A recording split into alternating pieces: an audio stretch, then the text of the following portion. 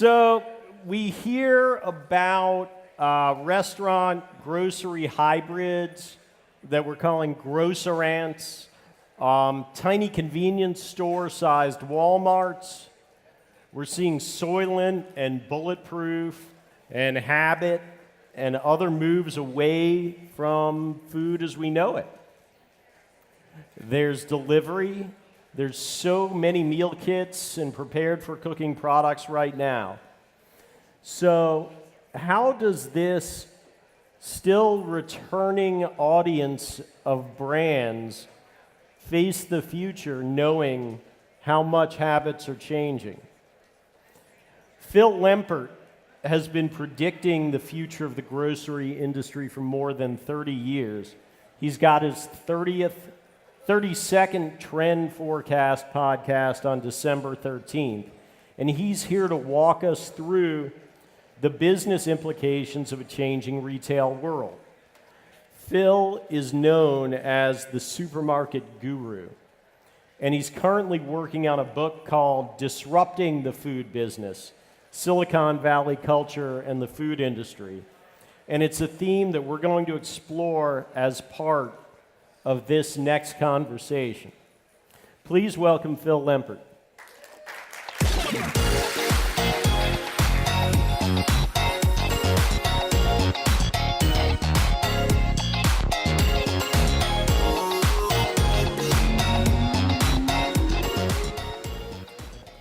Boy, we announce you and they come running for the entrance. Right? Come on in. They're out there talking. They're having too much fun. Yeah, well, you know, we like to call it community. So let's start broad, and thank you for being here. What are the key trend lines that entrepreneurs need to think about when considering company futures right now? Let's start from a product perspective. Well, I think that the first thing to realize, and we heard it this morning a bit, but I think the first thing to realize is for the first time ever, being in grocery, and I'm talking both about CPG as well as retail, is cool. We've never been the cool kids. Nobody graduates from Stanford and says, I want to go work for a supermarket chain. That's all changing. A lot of it's going to be changing because of Amazon. A lot of the people that we saw here this morning, it's changing the whole culture of what the food industry is all about. So when we drive down to product in particular, you look at these companies, their organizational charts. It is not what a CPG organizational chart looks like. We've got operations here, you've got sales here, you've got marketing here. I mean, the top of their charts, they've got scientists, they've got genealogists. It's a whole different way of thinking. So for me, this is probably the most exciting time ever in the food world. I think the innovations that we're going to see over the next 18 to 24 months are going to blow everything away. I mean, habit is just one aspect of that. I'm very excited about cellular agriculture, for example, because cellular agriculture is going to change everything. You're talking about agriculture as applied to meat replacement? Not only meat replacement, but think in terms of protein. There's now about 6 cellular agriculture milks that are on the market. Certainly we have protein, whether it's beef, chicken, pork. We look at cellular agriculture and we say, wow, this is groundbreaking. It really isn't. Cellular agriculture started with insulin. And then artificial rennet, because so many vegans and vegetarians wanted to consume cheese. Well, not vegans, sorry, but vegetarians wanted to consume cheese, but didn't want the animal rennet in it. So this has been around for a while. The science has had it. We just need to catch up. It's always fascinating when older technologies and sort of old ways are reintroduced as high tech for consumers. We're also seeing traditional retail change, and I wonder how primed to adapt to these kinds of new products retailers are. Well, I've said it before, and I continue to say it. That 40,000 square foot supermarket that has 50,000 SKUs is a dinosaur. It's extinct. The problem is that the supermarket companies don't understand that it's extinct. But if you look at what's going on with Kroger, with Safeway, Albertsons now, they're finally getting the picture to it. We're going to see smaller stores. We're going to see technology change everything. So in your home, what you're going to have is you're going to have a smart refrigerator and smart cupboards. So How about I settle for smart kids? smart kids too. That's a little microchip. But basically what you're going to do is you're going to have a shopping list. You're going to pre-program that in and determine who you get it from, whether it's Amazon Whole Foods or whether it's Jet or somebody else. And every time you take a glass of milk, what's going to happen is that barcode that's scanned from the door is going to measure your consumption, because it's actually a scale where the shelf is. So we're going to have that, and we're going to have so many products automatically replenished for us. So the milk, the toilet paper, the bottled waters, those brands that we're very loyal to, they're just going to automatically show up. Because I've told my computer that I never want to run out of milk, so when it's within 2 days of milk, here comes one. So the supermarket's going to shrink to about 25,000 square foot. And most of it is going to be all fresh, exciting foods. We're going to see joyousness in a supermarket. We're going to see fishmongers talking and really just bring that whole curation of what a store should be. And that's going to be very exciting for consumers. And, the average consumer just spends 22 minutes on a shopping trip 2.2 times a week. That 22 minutes now, a lot of it's wasted going up and down those aisles and those unemotional cans and those bottles and those jars. So that's all gone. So when we go in the store, it's going to be all about fresh. It's going to be all about exciting foods. Where does the CPG industry fit into that joyous experience? Well, back to what we heard this morning, I think that there's a lot of CPG companies that will not fit into it and will be out of business. No question about it. Big companies, you look at Kraft and Heinz having to merge. You've got iconic brands that are irrelevant today. So a lot of these companies, they've started their incubators, they're buying up smaller companies and so on. But that's not the solution. It really isn't. I agree with what we heard this morning. We're going to see a lot more smaller companies. You don't have to be a giant food company that sells to everybody in America. Those days from P&G are well over. You can just have a small brand that could even be regional, and you could have a $50, $100 million business and be very happy. So I think that this fervor to buy up all these companies is going to blow up in these giant CPG companies' faces. If you look at what we just saw announced, and you and I were talking about it before, with Nestle and Campbell's and other major companies pulling out of Grocery Manufacturers Association, that's huge. Yeah. What they're saying to the industry is that group is irrelevant. What they're lobbying for, what they're saying, what they're doing, it just doesn't make sense for my company. Who replaces that? Well, you and I can do that. Okay. No. Well, we have a cohort. I don't know if we need a replacement for it. If you look at when FMI stopped doing their show, it's not because there weren't a lot of great new exciting products. It's because their model was broken.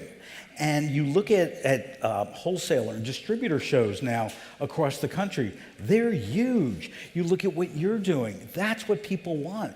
They want it more curated, they want a better experience. It's not just walking up and down aisles. And the food industry today is not being run by a bunch of old white guys, who grew up in the business. He was a bag boy, now he's the CEO of a retailer. Those days are over. So let's talk about the way these kind of small channel, not niche-y, but individually geared brands, what does their retail footprint look like as they start to grow and reach scale? Well, I think that the retail footprint is going to be dictated by the product and who the consumer is. There's certain products that can just be sold online. And that's fine, and you can have a huge business. There's certain other products that need a retail environment. There's other products I'm trying to remember, in our office here in Santa Monica, there was a water company that has been since, you remember the name. It was bought by Starbucks. Resource. No. Ethos. Ethos, thank you. Anyone here start Ethos Water? So with Ethos, I mean, these were two very bright guys, very cause-driven, and for that brand, just selling in Starbucks is enough. So I think it always starts with the product, obviously, and the consumer. And then we decide, where does that consumer buy it?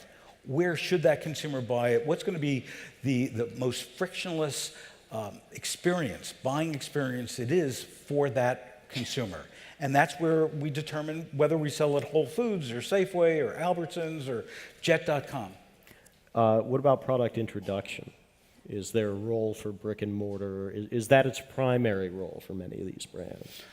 Well, you know, I happen to love sampling. I'm a huge fan of sampling. And whether it has to become a brick and mortar play or whether it's what we've seen from so many beverage brands, just having a street force out there, being able to get people to taste it. I think tasting is important, and putting the product in people's mouths. Where that happens, it doesn't have to be brick and mortar. It could be here. It could be, you know, on a street corner somewhere. I think the more that we try to fit products and companies into a box, the more we will fail. I think that for our industry, what we need curiosity. And I don't think we've had curiosity for decades.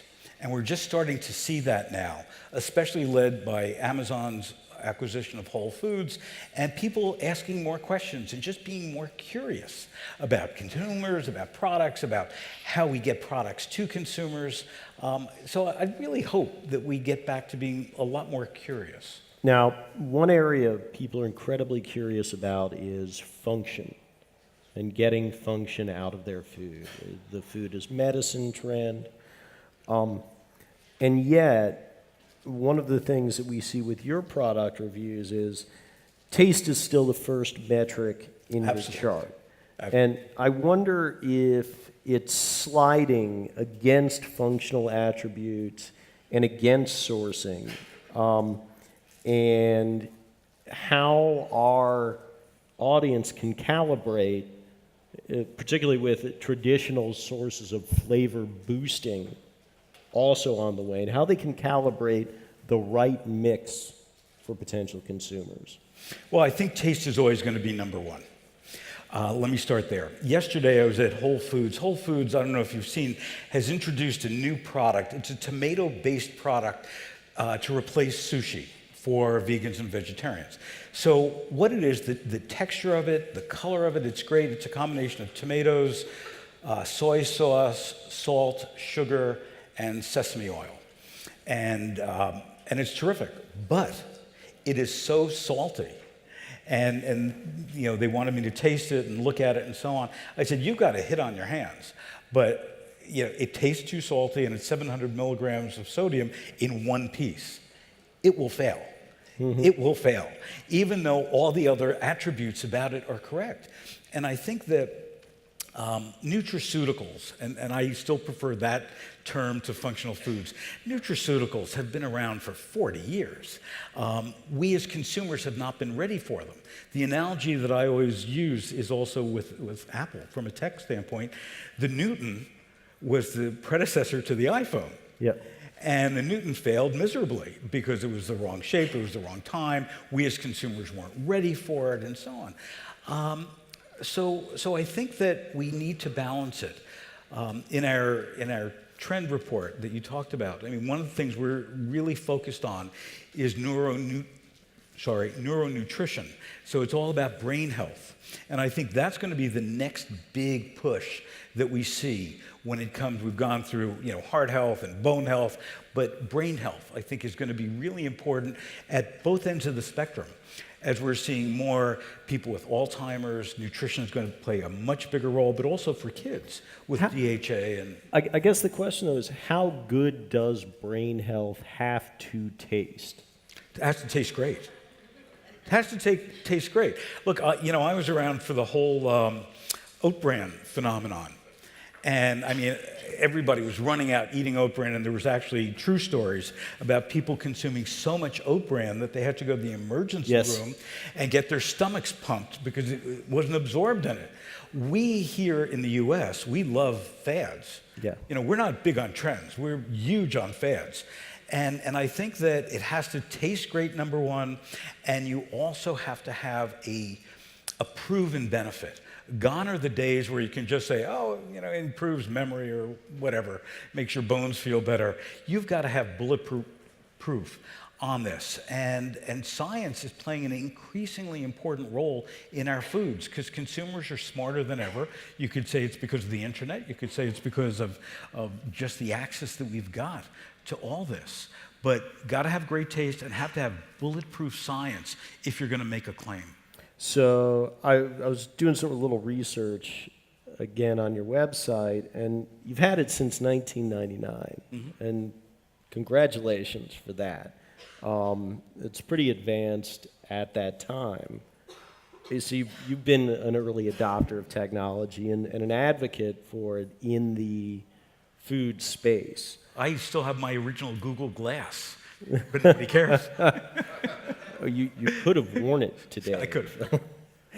What are table stakes for being a food brand right now in terms of online presence and social media and consumer outreach? All of the above. That is what we've learned from social media is that you don't have to have a $50 million ad budget to launch a food brand. If you're smart in social media and you're really out there with an authentic message and a point of difference, you can launch your brand for nothing. That's the beauty of social media. But you've got to be authentic and you've got to be smart about it. And again, what we heard earlier, whether it's your mission statement, you've got to be true and you've got to be authentic to what it is you want to do. When I wake up every morning, my mission is very simple. I see myself in the middle of a triangle. So, at one point of the triangle are brands, the other point are retailers, the other point are consumers. And my job is to let everybody else know what the other one is doing. Yep. So they have a better shopping experience, that they can eat healthier foods, that they don't get ripped off, that they're not fooled by misleading claims. So I think you've got to be authentic. Let's talk about the millennial consumer. And let's assume for brands here the argument that in our cohort here, they're all on point when it comes to purpose, when it comes to conscious sourcing, to health attributes. If we're I wouldn't agree about the health attributes. Okay, all right. Millennials. Let's give them a pass right now on that. Okay. And say that they're at least headed in the right direction. They're evolving in the right direction. If we're controlling for that, what are going to be the factors we haven't mentioned that they need to think about to succeed? Well, millennials and Generation Z, both generations, are more passionate about food than we've ever seen before. And they're willing to take the time to learn about a company, to learn about the food, which is why, again, the whole authenticity is just so important. It's not about just, having a pretty package and plopping the word new on it, putting it on the shelf, and they're going to buy it. They're going to question everything about that product, everything about the company, and I think that's great. I think it's new rules for food companies to exist by, and it makes the food world just a much better place as a result of that for every brand. Have their brand loyalty attributes begun to start? No, there's no brand loyalty. So that might be one thing we should think about, is how we constantly evolve the brand to keep meeting them. Well, it's not only the brand, but the product. If you look at the success of Aldi, for example, and Lidl, 90% of what you see in those stores are their own brands, and their own brands win awards. Lidl, since the first of the year, has won over 200 awards for their wines. That's spectacular. And I think for these two generations, it's about the product itself. It doesn't make a difference what brand is on it. It doesn't have to say Heinz or Kraft or Kellogg's or General Mills or whatever. The brand is meaningless to them, and they also see no difference between store brands and national brands, something that we've seen forever at Trader Joe's. So you have to really own your attribute as a product then. Absolutely. You have to own your attribute. You have to understand your consumer. And, every day is a new day. You've got to wake up and say, and Saffron Road is the perfect example. It started with frozen and then snacks, and I know there's other things in the pipeline, and it just keeps on growing and getting bigger because their team wakes up every morning and says, what's next? And I think that's what we need to do. What's next? It's not about what I've done before, because that's paying the bills. It's what's going to lead me to the future. Well, I'm looking forward very much to having you continue to tell us what's next. So please come back again, Phil. Thank you. Love to. Thanks so much.